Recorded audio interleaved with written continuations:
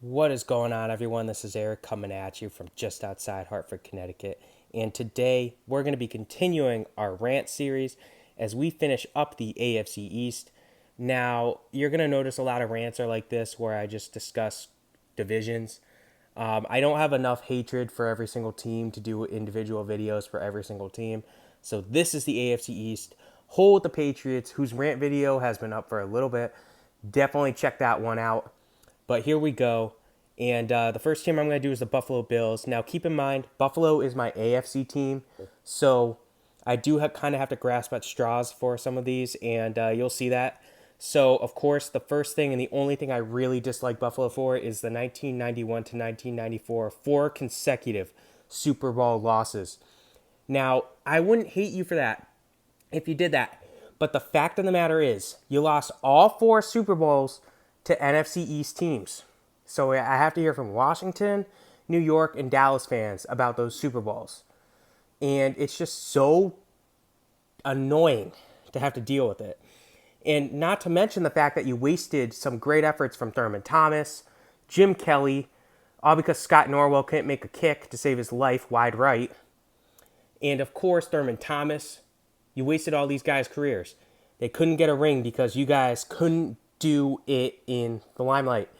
You lost to four straight NFC East teams, and of course, none of them were the Eagles. That's what really upsets me about Buffalo. Bills Mafia. So the Bills Mafia, there's no real hatred for the Bills Mafia, but the fact is, Eagles got the best fans in the league. Bills Mafia think they are the best. They're not. Sorry, guys. Continue breaking tables all you want until you get a Super Bowl ring. And lastly, they play in Canada. Look, it's a National Football League. It's a football association, American football. We call it American football for a reason. Stop playing in Canada every season. I am sick of it. Play your games in Buffalo. You belong in America, not Canada. Now we get to the Miami Dolphins. And full disclosure, my dad is a Dolphins fan. So there's that. And I'm going to discuss the 1972 undefeated team because I am sick of hearing all these people who weren't even alive during this Super Bowl telling me how the Dolphins were the only team to have an undefeated season. No losses, no ties. I get it. That's pretty dang impressive. But fact of the matter is, this was during a time when players, some teams were much better than others.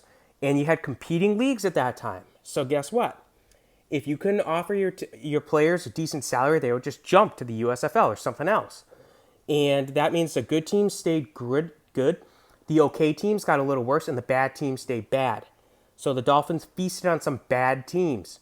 And guess what? That got you an undefeated season. Do it in the 21st century. Then we can talk. But I'm sick of hearing all these people telling me the Dolphins are great. They're the only team to go undefeated. Okay. Well, fact is, you did it in the 1970s.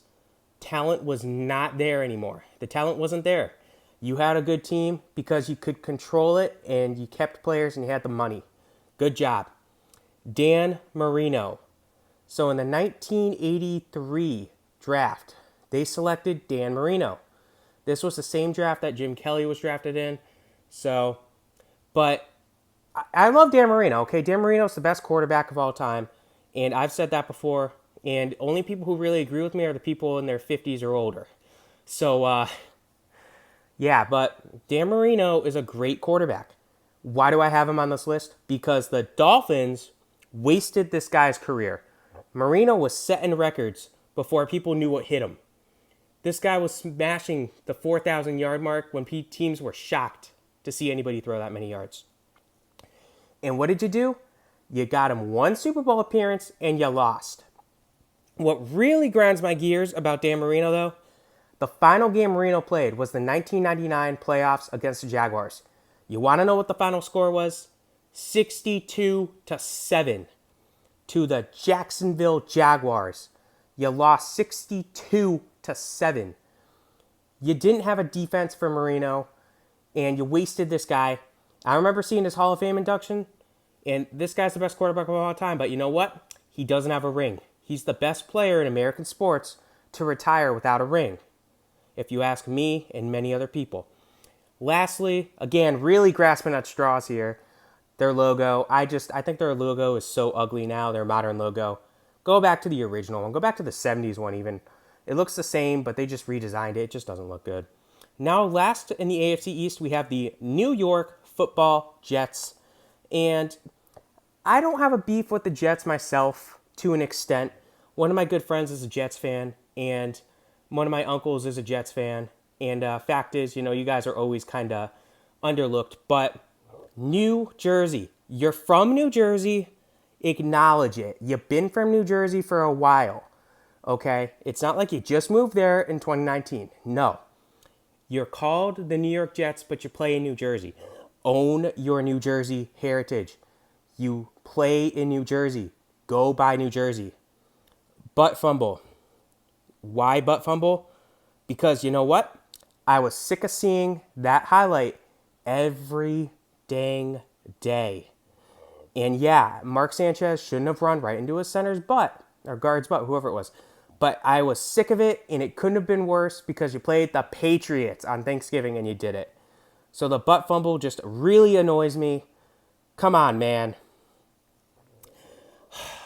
2011, Week 16. So this one hurts me as an Eagles fan. So basically what happens is going into Week 14, the Eagles are sitting at 4-8, and they need everything to go their way to make the playoffs. 2011, okay? This was the dream team year. And everything goes their way weeks 14 and 15. And week 16, the Jets play the Giants and get beat. Why does this matter? Because everything else that needs to go their way goes their way. Literally, the Cowboys lost every game that they needed to lose. The Giants lost every other game that they needed to lose. The Eagles won every game that they needed to win. And Washington just was a Washington. And it just, everything else went their way, except the Jets lost one game, which effectively put the Giants in the playoffs at 9-7, instead of the 8-8 mess that would have been the Eagles, Cowboys, and Giants, of which the Eagles had the head-to-head tiebreaker with a 5-1 division record. But you know what? The Jets blew it for us, and instead we got to see another Giants victory when the Eagles were finally clicking going into the playoffs. Would have been the 4 seed and probably could have done the exact same thing that the Giants did. And guess what? Andy Reid would still have his job in Philadelphia if it wasn't for this garbage. So, yeah, shout out to the Jets. I remember watching that game. I was very heartbroken. And lastly, for the Jets, Super Bowl III. So, again, similar to the Dolphins' undefeated season, I just see all these Jets fans talking about how great Super Bowl III was. Most of them weren't even alive to see Super Bowl III, so I don't really want to hear it. Like, come on. You weren't alive. You don't remember Super Bowl III. And look, Joe Namath's pretty cool, not going to lie. He's pretty dressy at this point. He's really trying to stand out. But other than Namath, I just don't want to hear about Super Bowl III anymore. Oh, he predicted the win. Okay. And for the longest time, Jets fans, the only thing that they could say to the Eagles was, oh, we have a Super Bowl ring and you don't. Fact of the matter is, the Jets have never beaten the Eagles in the regular season before. Till you guys get a victory over the Eagles, I don't want to hear anything. And then special little shout out to the whole AFC East, the Bills, the Dolphins, and the Jets. You allowed the New England Patriots dynasty to exist. How do you let this one team dominate you guys for 20 years? All right.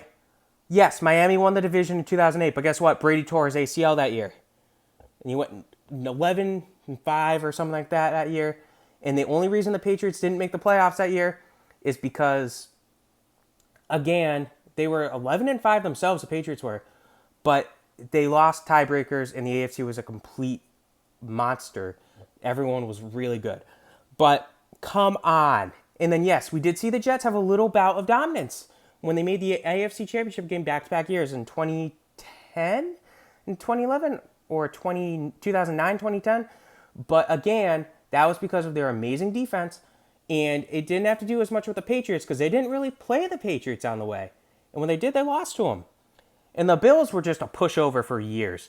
So how do you allow the Patriots to be this good for this long? That's my rant for the rest of the AFC East. If you haven't seen the Patriots video, check it out. It's been up for a little while now. But come on, man. Specifically, I seems like I went after the Jets a little bit.